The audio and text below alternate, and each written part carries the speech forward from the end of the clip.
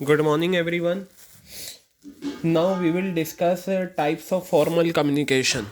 Formal communication के क्या types होते हैं? There are 4 types in your syllabus. Sorry, 3. Vertical communication, next horizontal communication and diagonal communication. देखिए, vertical communication जो होता है वो डाउनवर्ड कम्युनिकेशन और एक होता है अपवर्ड कम्युनिकेशन। तो देखते हैं।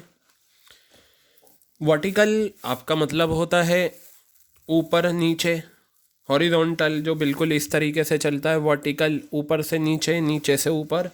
तो इसी वजह से 2 वर्ड आए, डाउनवर्ड कम्युनिकेशन और अपवर्ड कम्युनिकेशन। तो देखते हैं। वर्टिकल कम्युनिकेशन 2 तरह से फ़्लो करता है। फ़्लो का मतलब होता है बहना, इन्फॉर्मेशन जाना। अगर ऊपर से नीचे इन्फॉर्मेशन आ रही हैं तो वो डाउनवर्ड हो गया, और अगर नीचे से इन्फॉर्मेशन ऊपर जा रही हैं तो वो अपवर्ड हो गया। तो बताया अपवर्ड और डाउनवर्ड थ्रू फॉर्मल चैनल्स। तो सबसे पहले हम बात करते हैं डाउनवर्ड कम्युनिकेशन की। ये क्या होता है? सिर्फ मीनिंग पे ध्यान दीजिए, आप इसकी अंडरस्टैंडिंग लीजिए ताकि आपको ये समझ में आ जाए। डाउनवर्ड कम्युनिकेशन का मतलब होता है flow of information from top level और from superior to lower level और सबऑर्डिनेट। यानी कि top level to lower level या फ्रॉम सुपीरियर टू सबऑर्डिनेट। ठीक है, ऊपर से जब इंफॉर्मेशन नीचे आती है तो वो डाउनवर्ड कम्युनिकेशन होता है। जैसे अगर टीचर बच्चों को कोई इन्फॉर्मेशन दे रहे हैं तो वो डाउनवर्ड हो रही हैं क्योंकि ऊपर से नीचे जा रही हैं, और बच्चे अगर कोई बात बता रहे हैं टीचर को तो वो अपवर्ड कम्युनिकेशन हो जाता है। ठीक है, इसी तरीके से अगर किसी स्कूल की प्रिंसिपल क्या करती हैं कि टीचर्स को कोई इन्फॉर्मेशन देनी है तो वो डाउनवर्ड कम्युनिकेशन, क्योंकि ऊपर सुपीरियर कौन है? प्रिंसिपल। सबऑर्डिनेट कौन है? टीचर्स। तो अगर ऊपर से नीचे की तरफ इन्फॉर्मेशन आ रही हैं तो वो डाउनवर्ड कम्युनिकेशन है। तो इसके एग्जाम्पल बताए डाउनवर्ड कम्युनिकेशन के क्या होते हैं। Sending notice to employees to attend a meeting. Employees को नोटिस सेंड करा कि भाई इस टाइम पर मीटिंग है, सभी आ जाना। ऑर्डर करा सबऑर्डिनेट्स को एक असाइंड वर्क को पूरा करना।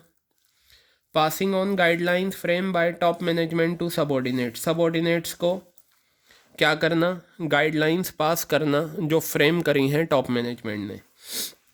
अब हम बात करते हैं अपवर्ड कम्युनिकेशन। अपवर्ड कम्युनिकेशन क्या होता है?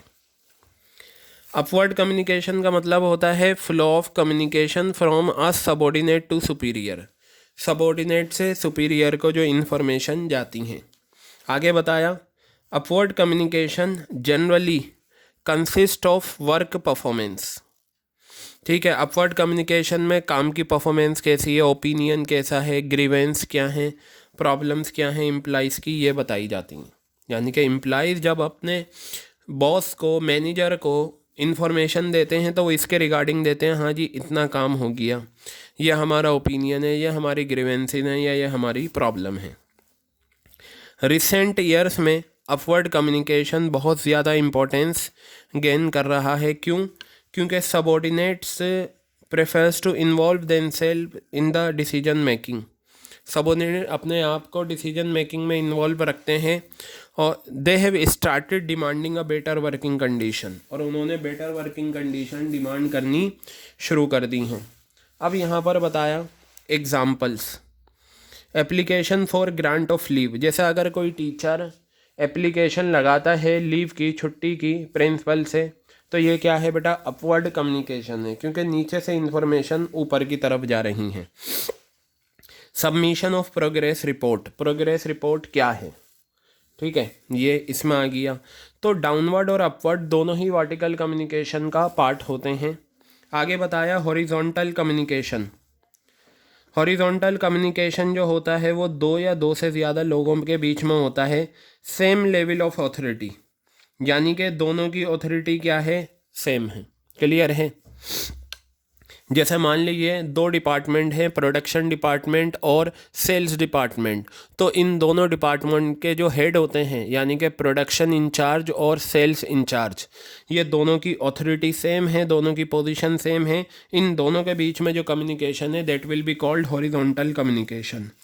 जनरली आमतौर से क्या होता है, different departmental heads discuss the policy of their department with each other. मैंने कहा ना, डिपार्टमेंट के जो हेड होते हैं इनकी पोजीशन सेम होती है, तो ये डिस्कस करते हैं अपनी पॉलिसीज़ के बारे में। ये क्या कहलाता है, हॉरिजॉन्टल कम्युनिकेशन कहलाता है।